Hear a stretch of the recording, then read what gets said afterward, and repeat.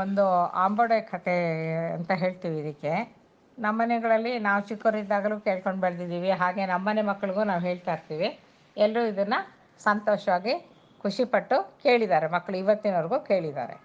ಒಂದು ಊರಲ್ಲಿ ಒಬ್ಬರು ಗಂಡ ಹೆಂಡತಿ ಇರ್ತಾರೆ.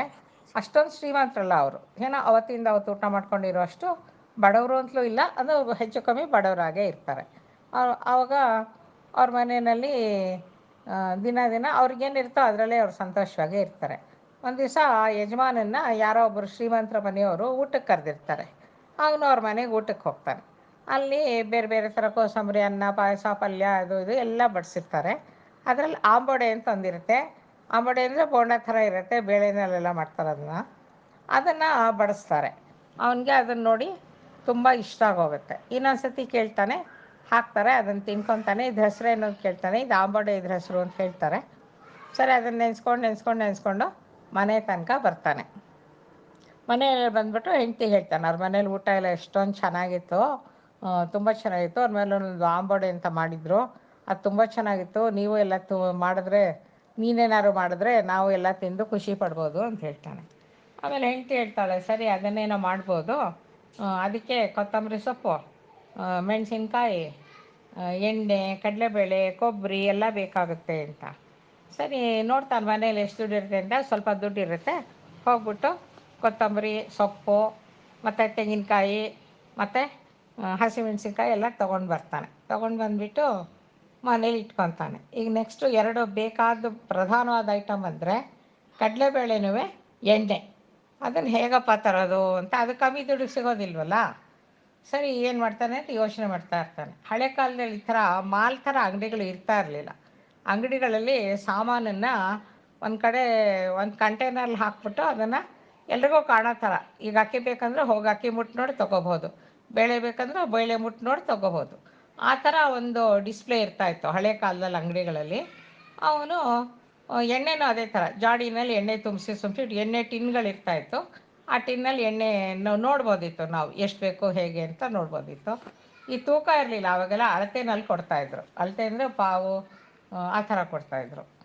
ಸರಿ, ಅವನು ಬುದ್ಧಿ ಉಪಯೋಗಿಸ್ತಾನೆ. ಏನು ಮಾಡ್ಬೋದು ಇವಾಗ ಅಂದ್ಬಿಟ್ಟು, ಒಂದು ತಲೆಗೆ ಒಂದು ದೊಡ್ಡ ಟವಲ್ ಇರುತ್ತೆ. ಟವಲನ್ನು ತಲೆಗೆಲ್ಲ ರುಮಾಲ್ ಥರ ಸುತ್ತ ಹಾಕೊಂಡ್ಬಿಡ್ತಾನೆ. ಸುತ್ತ ಹಾಕೊಂಡ್ಬಿಟ್ಟು ಬರ್ತೀನಿ ಇವಾಗ ಅಂತ ಹೇಳ್ಬಿಟ್ಟು ಹೆಂಡತಿಗೆ ಹೋಗ್ತಾನೆ. ಹೋಗ್ಬಿಟ್ಟು ಒಂದು ಶೆಟ್ ಅಂಗಡಿಗೆ ಹೋಗ್ಬಿಟ್ಟು ಅಲ್ಲಿ ಅದು ಈ ಸಾಮಾನು ಎಷ್ಟು, ಆ ಸಾಮಾನು ಎಷ್ಟು, ಅಕ್ಕಿ ಎಷ್ಟು, ಬೇಳೆ ಎಷ್ಟು ಅಂತ ವಿಚಾರಿಸ್ತಾನೆ. ಅವ್ನ ಪಾಪ ಗಿರಾಕಿ ಅಂದ್ಕೊಂಡು ಒಂದು ಎಲ್ಲ ಉತ್ತರ ಹೇಳ್ತಾ ಇರ್ತಾನೆ. ಸಾಮಾನು ನೋಡೋ ಥರ ಹೀಗೆ ತಲೆ ಬಗ್ಗಿಸ್ಕೊಂಡು ಎಣ್ಣೆ ಜಾಡಿ ಹತ್ರ ಹೋಗ್ಬಿಟ್ಟು ಎಣ್ಣೆ ಡಬ್ಬದೊಳಗೆ ಟವಲ್ ಬಿದ್ದು ಹೋಗ್ಬಿಡುತ್ತೆ. ಆಗ ಮತ್ತೆ ಗಲಾಟೆ ಶುರು ಮಾಡಿಬಿಡ್ತಾನೆ ಇವನು. ಅಯ್ಯಯ್ಯೋ, ನಂಗೆ ಇದ್ದಿದ್ದು ಟವಲ್ಲು, ನಂದು ಎಷ್ಟು ಚೆನ್ನಾಗಿದ್ದಿದ್ದು ಟವಲ್ಲು, ಇದು ಎಣ್ಣೆಲಿ ಬಿದ್ದೋಯ್ತು, ನಾನೇನು ಮಾಡಲಿ ಅಂತ. ಅಂಗಡಿ ಮಾಲೀಕ ತೊಗೊಂಡೋಗಪ್ಪ ನಿನ್ನ ಟವಲ್ಲು ಅಂತ ಅಂಗಡಿ ಮಾಲೀಕ ಟವಲ್ ಎತ್ತಿ ಅವನಿಗೆ ಕೊಟ್ಬಿಡ್ತಾನೆ. ಟವಲ್ ತೊಗೊಂಡು ಹೋಗ್ತಾ ಇರ್ತಾನೆ. ಮನೆಗೆ ಹೋಗ್ಬಿಟ್ಟು ಎಣ್ಣೆ ಹೀರ್ಕೊಂಡಿರುತ್ತಲ್ವ ಟವಲ್ಲು, ಅದನ್ನ ಎಣ್ಣೆಲ್ಲ ಹಿಂಡಿದ್ರೆ ಒಂದು ಸ್ವಲ್ಪ ಎಣ್ಣೆ ಬರುತ್ತೆ. ನೆಕ್ಸ್ಟ್ ಏನು ಮಾಡಬೇಕು, ಕಡಲೆಬೇಳೆ ಬೇಕಲ್ವಾ, ಅದಕ್ಕೆ ಇನ್ನೊಂದು ಸಣ್ಣ ಟವಲ್ ತೊಗೊಂಡು ಅದನ್ನೆಲ್ಲ ಒದ್ದೆ ಮಾಡಿಬಿಟ್ಟು ಅದನ್ನು ತಲೆ ಮೇಲೆ ರುಮಾಲ್ ಥರ ಹಾಕ್ಕೊಂಡು ಬೇರೆ ಅಂಗಡಿಗೆ ಹೋಗ್ಬಿಟ್ಟು ಅಲ್ಲೂ ಸಾಮಾನೆಲ್ಲ ವಿಚಾರಿಸ್ತಾ ಇರ್ತಾನೆ. ಅಲ್ಲಿ ಕಡಲೆಬೇಳೆ ಡಬ್ಬದ ಹತ್ರ ಹೋಗ್ಬಿಟ್ಟು ಕಡಲೆಬೇಳೆ ಹೆಂಗೆ ಶೆಟ್ರೆ ಅಂತ ತಲೆ ಬಗ್ಗಿಸಿ ಕಡಲೆಬೇಳೆ ನೋಡೋ ಥರ ಕೇಳ್ತಾನೆ. ಆ ಟವಲ್ಲು ಕಡಲೆಬೇಳೆ ಒಳಗೆ ಬಿದ್ದೋಗುತ್ತೆ. ಮತ್ತೆ ಗಲಾಟೆ ಮಾಡ್ತಾನೆ, ಅಯ್ಯೋ ನಂದು ಎಲ್ಲ ಬಿದ್ದೋಯ್ತು, ನನ್ನ ಟವಲ್ ಬಿದ್ದೋಯ್ತು ಅಂತ. ತೊಗೊಂಡೋಗಪ್ಪ ನಿನ್ನ ಟವಲು ಅಂದ್ಬಿಟ್ಟು ಅವ್ರು ಆ ಟವಲ್ ಅವನು ಕೊಟ್ಬಿಡ್ತಾರೆ. ಆ ಟವಲು ಒದ್ದೆ ಇದ್ದರಿಂದ ಕಡಲೆಬೇಳೆ ಎಲ್ಲ ಅಂಟ್ಕೊಂಡಿರುತ್ತೆ. ಅದನ್ನೆಲ್ಲ ತೊಗೊಬಂದು ಮನೆಯಲ್ಲೇ ಅದನ್ನೆಲ್ಲ ಜಾಡಿಸಿ ಆಮೇಲೆ ಅದಕ್ಕೆ ಕಡಲೆಬೇಳೆಗೆ ಮೆಣಸಿನ್ಕಾಯಿ, ಕೊಬ್ಬರಿ, ಕೊತ್ತಂಬರಿ ಸೊಪ್ಪು ಎಲ್ಲ ಹಾಕಿ ಅದನ್ನೆಲ್ಲ ಒಂದು ಹಿಟ್ಟು ತಯಾರಿ ಮಾಡ್ಕೊತಾರೆ. ಎಣ್ಣೆ ಇರುತ್ತಲ್ಲ ಕರಿಯಕ್ಕೆ. ಇವಾಗ ಆ ಸಾಮಾನಿಗೆ 4 ಆಂಬೊಡೆ ಆಗುತ್ತೆ. ಸರಿ, ಇವ್ನಿಗೆ ಆಂಬೊಡೆ ತಿನ್ನಬೇಕು ಅಂತಿರುತ್ತೆ, ಹೆಂಡತಿಗೂ ಇರುತ್ತಲ್ಲ, ನಾನು ಬೇಗ ಸ್ನಾನ ಮಾಡ್ಕೊಂಡು ಬಂದ್ಬಿಡ್ತೀನಿ ಕಣೆ, ಅಷ್ಟೊತ್ತಿಗೆ ನೀನು ಆಂಬೊಡೆ ಎಲ್ಲ ರೆಡಿ ಮಾಡಿಡಿರು ಅಂತ ಹೇಳ್ಬಿಟ್ಟು ಹೊರಟೋಗ್ತಾನೆ. ಸ್ನಾನಕ್ಕೆ ಹೋದ್ಮೇಲೆ ಹೆಂಡತಿ ಕರಿಯಕ್ಕೆ ಶುರು ಮಾಡ್ತಾರೆ.